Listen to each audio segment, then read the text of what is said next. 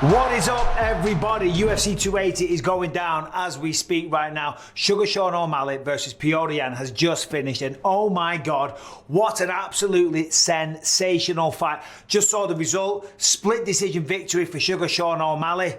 What do you think of that? Let me know in the comments. I thought Yan was going to get it, but I tell you what an unbelievable fight. Sugar Sean O'Malley showed a lot of things tonight. He answered a lot of questions.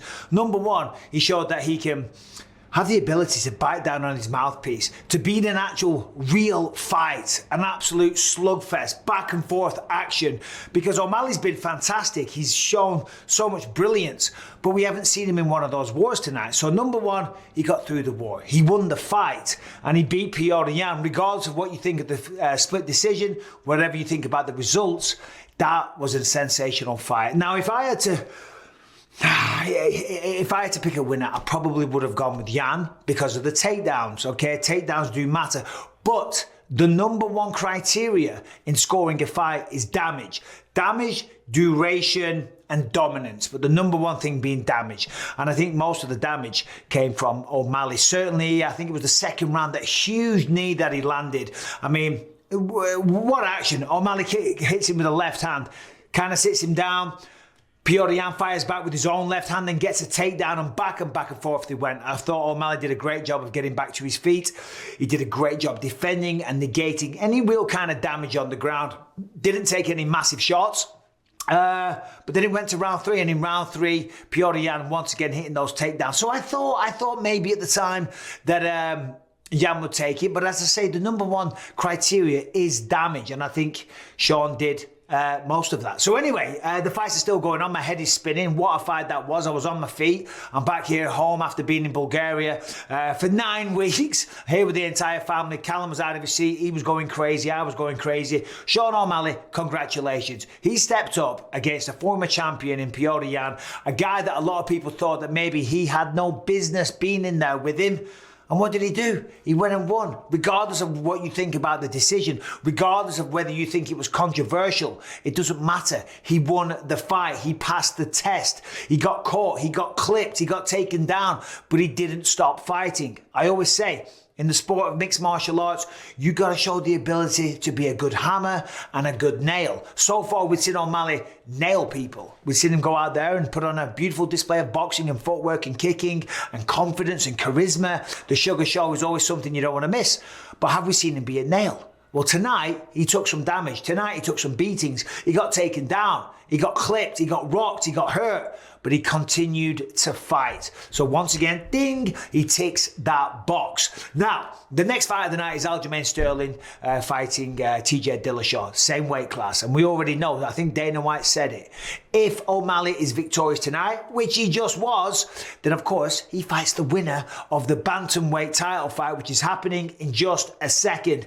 UFC 280, the prelims, some very, very competitive matchups, but that one there, O'Malley versus Yan, fight of the night so far. I thought Yan had some really, really good moments, you know. Yes, he started slow, like he always does, you know, and that probably cost him the first round. Obviously, he lost the decision. Round two, he came on strong, got some big takedowns, closed the distance, hoisted him up high in the air, got on top of him, landed some little ground and pound shots, but nothing particularly damaging. You know, and as I say, that's the number one criteria. I won't mention that again. Sorry, I keep saying that. But he got some ground and pound action. But O'Malley did a very, very good job of staying composed, using the jab, using the reach, using the range, using a lot of kicks. The front kick, the push kick up the middle to the solar plexus, pushing Petr Yan away. The jabs, 1, 2, 3, 4, 5. You know, multiple jabs, pivoting off on the footwork, on the angles, and staying out of danger. Now, Yan, you could see that he felt the need, the urgency to apply the pressure in round three. And that's what he did. He got some great takedowns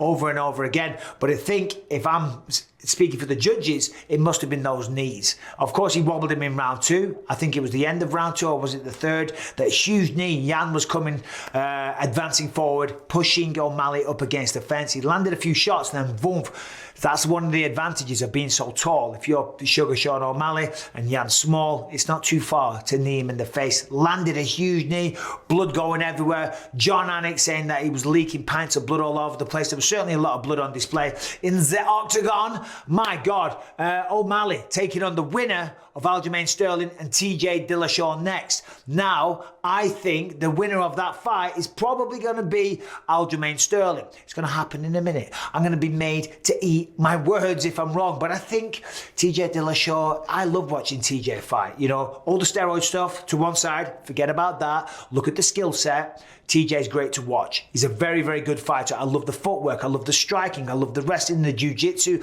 and I love the way he blends it all together. However, he was banned after he suffered a defeat to Henry Cejudo. Spent 2 years away from the sport. Came back, eked out a victory, eked out a victory over Corey Sandhagen, but tore his ACL, I believe. So he had another year out. So that means he's had one fight in over 3 years, and the man is 37 years old. All that ring rust, that inactivity, the time on the shelf, time away from the sport, and of course being 37 years old, it's tough. It's tough. The lighter weight divisions, as we know, rely on speed, instincts, reflexes. The older you get, the duller those tools become. Now, I could be wrong, but I think Aljamain Sterling's probably going to use his wrestling to great effect, probably going to take the back and probably win by decision. But we don't know. But what we do know is Sugar Sean O'Malley, the man is for real. A lot of people were still talking shit last time when he had the fight against Pedro Munoz and it was a no contest.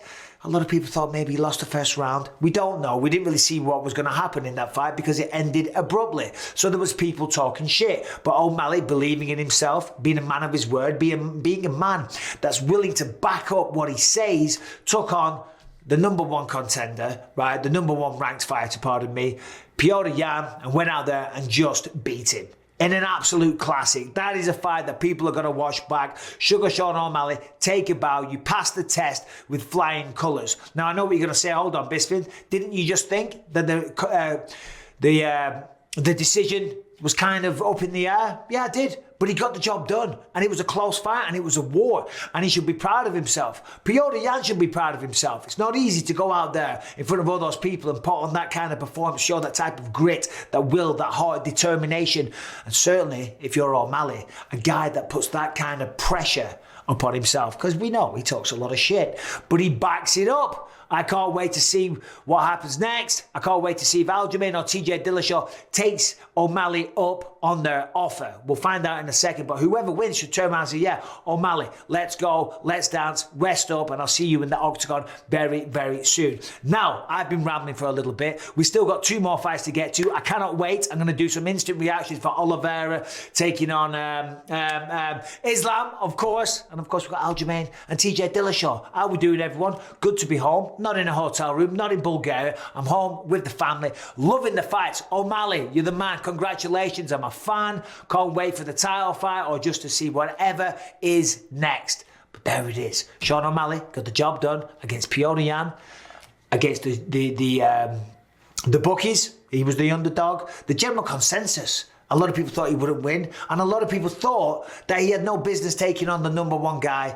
in the first place. Well, guess what? He went out there and showed the world that he is for real and he's going to fight for the belt next. Anyway, subscribe, ring the bell. See you very shortly for some more instant reactions.